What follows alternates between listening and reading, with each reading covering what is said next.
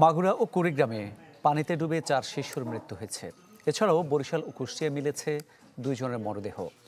মাগুরা চাপাতলা গ্রামে খালে গোসল করতে নামে শিশু তারিন, সিনথিয়া ও তানহা।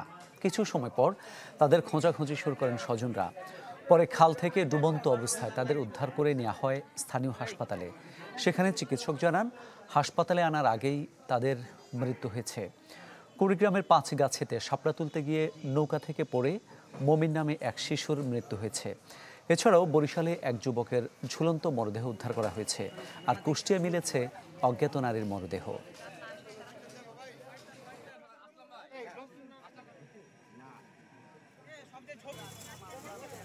2:15 থেকে 2:30 মিনিটের মধ্যে 3 জন বাচ্চাকে নিয়ে আসা হয়েছে। প্রত্যেককে মৃত অবস্থায় এসেছে। ব্লড ডেড হিসেবে আমরা পেয়েছি।